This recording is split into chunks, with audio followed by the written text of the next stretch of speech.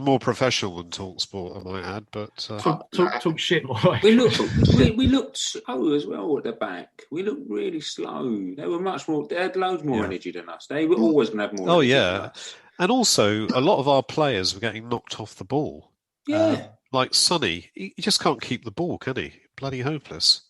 No, he's never been good at keep. Well, no, and obviously tackling back as well. He's there just for kindred spirit when he's trying to tackle back. He's easy to get around. He is, yeah. But it didn't work against that. It didn't work against Leeds. It was never going. I don't think it was ever going to work against Leeds. It was going to be a tough game. They were going to have more energy. He had to counter that, and he didn't have a plan B. He brought on someone that's just as lazy. And Dembele, he doesn't get back, does he? He's not going to get back and tackle. Did any of you think, though, that the midfield that Mason picked with Delhi, behind Kane, and then you got Højbjerg and Lo Celso, did you not think, though, that the forward line included kind of Delhi a lot of the game? So we ended up this massive gap between our midfield two and the front line. So Leeds were just exploiting all that space all throughout the match. All the time, yeah. It was great. Yeah. They'd done a good job on us. Yeah. Bielsa just totally got it right, didn't he? But is that not to do with... does that not show Mason's inexperience? Because, when we play against Sheffield United, a high press, an aggressive high press is fantastic. Whereas... playing against Leeds, and we proved it earlier in the season, playing against Leeds with a controlled high press was much more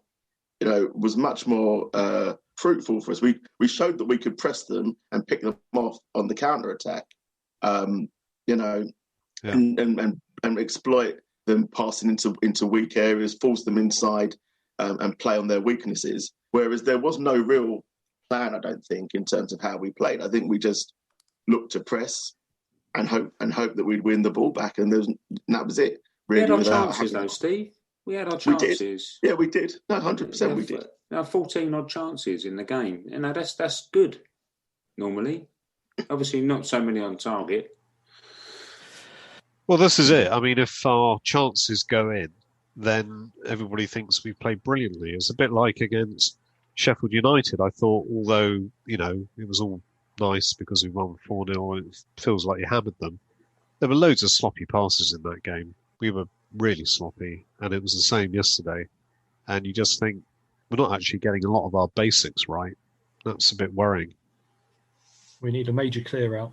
Clear out. Yeah. What do you think, Sarah? You didn't see the game at all, did you? Did you see any highlights? No, I didn't watch any highlights in the end. I didn't see the game. I put it on record. I warned you guys that I was muting the group to avoid the result. Did it on a couple of other groups that was on. And then someone who never, ever texts me about the football just dropped me a message saying Spurs are shit. And I was like, oh, great, I won't watch that then. But the missus watched it, and she just said that she felt like we were too weak. We were getting bullied off the ball, which you guys have said. And she said that Delhi didn't really affect the game. He didn't drop in. He didn't support the midfield. And I don't know. Actually, he assisted one, and he pre-assisted the Kane goal that got disallowed. He didn't winning anything. Yeah, I think winning anything, you've got to have good foundations at the back. And listening to you guys talk, it just sort of feels a bit AVB, where against the lower teams we'd go out and we'd play well, and we'd go to the top teams and be tactically inept, and think we can keep doing the same thing, and then just go out and sort of get a hiding. Not that Leeds was massively a hiding. We obviously got caught trying to get back in the game at 2-1, but it just sort of feels a little bit, pre Pochettino, where we had a bit of a soft underbelly. Anybody who came with a little bit of fight, we sort of went and ran away. And I mean, that's just how I felt a little bit the last kind of 3 months. I think I'll say specifically this game. Yeah, definitely. So, what do we think about the Harry VAR situation? Do we want to talk about it, or is that old hat? It's fucking pathetic. I did see that. I couldn't believe it. Yeah.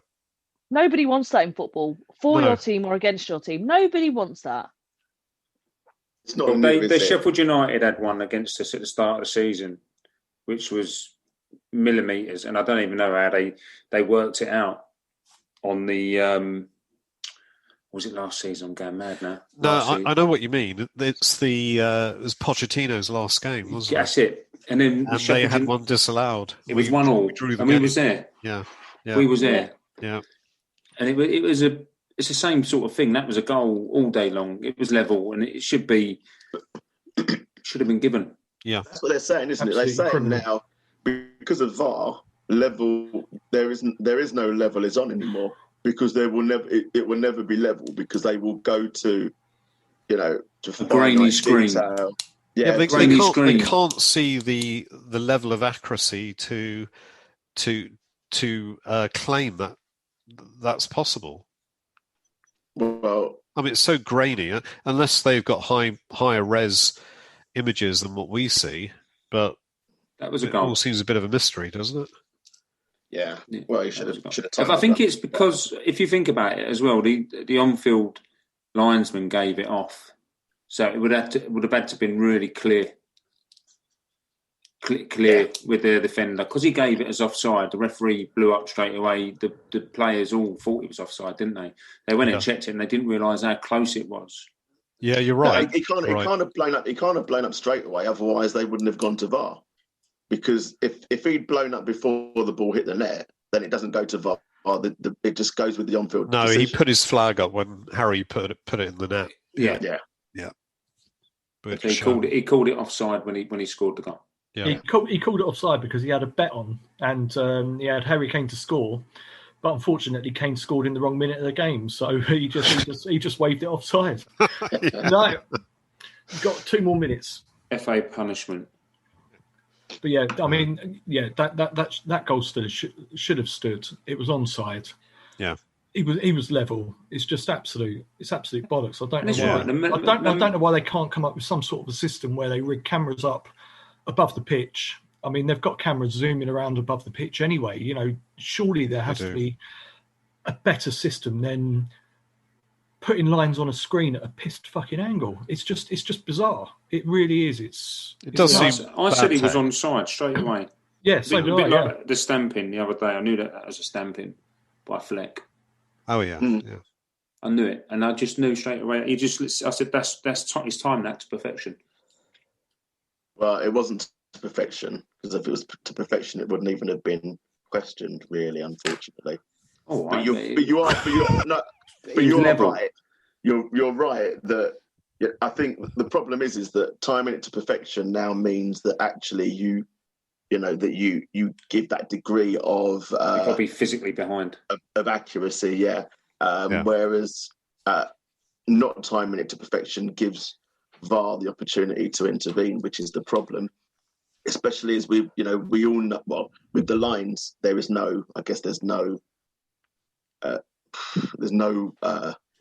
arguing, I guess, with the lines. But in terms of what it's doing to the game, it's ruining the game as a spectacle because, as I say, I think you can't have no longer is onside like level is on anymore because they will find pixels to determine whether the player is on or off. But they seem to draw the lines at an angle to try and find a player offside. There was the game earlier on in the season where Son played the ball back to Harry Kane, who was on the edge of the 6-yard box. He then scored.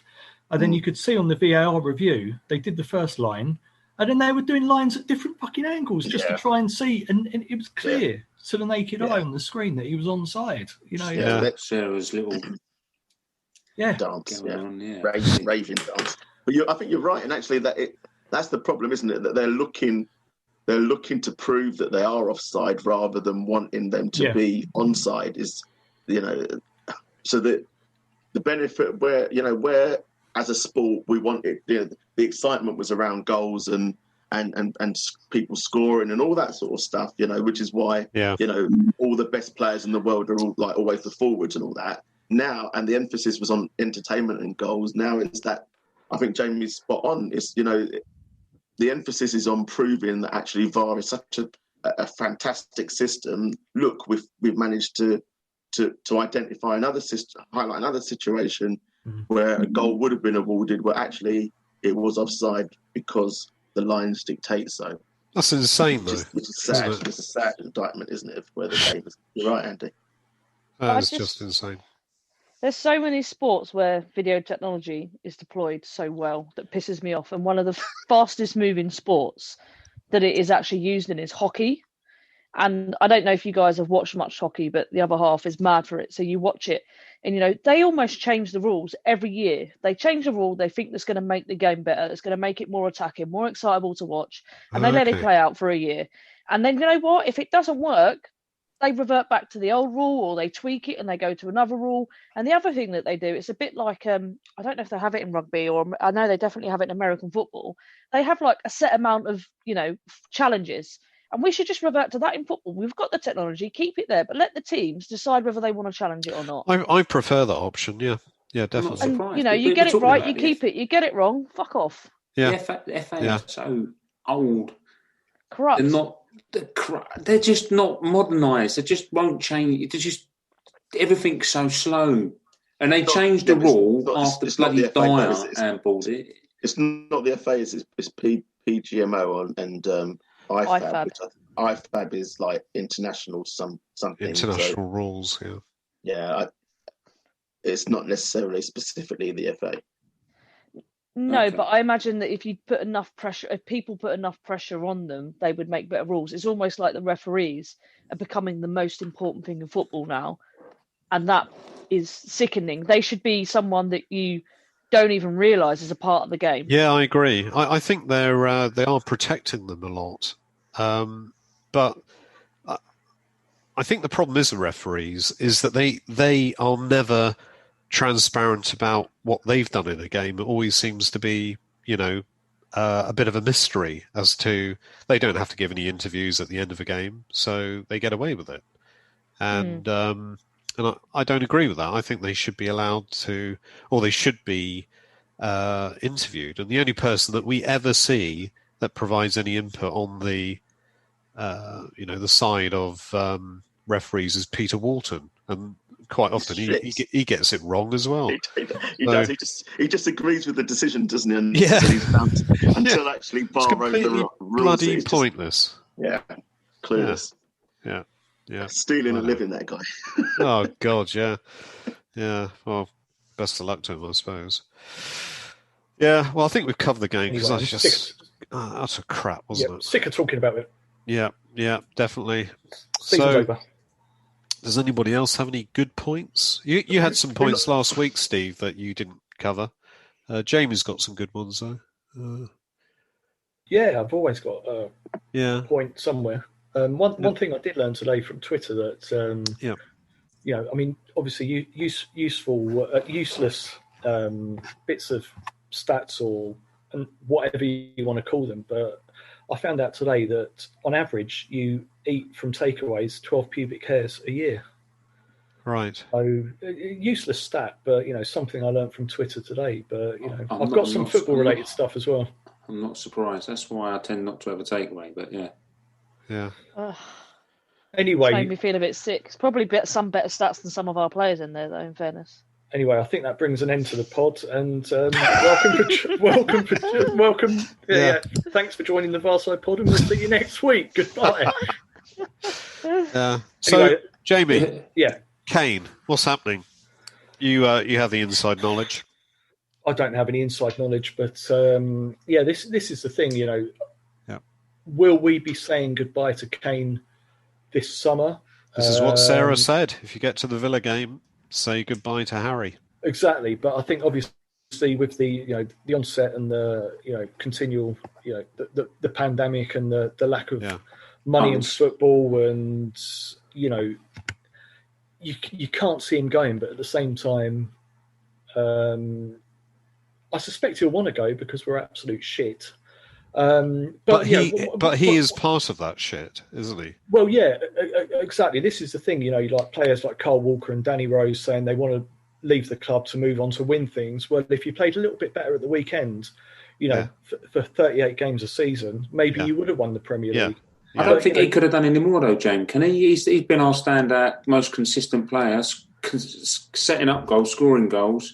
I don't think he can do any more. He's just played in all the finals that we've been at. Sorry, Jay. He's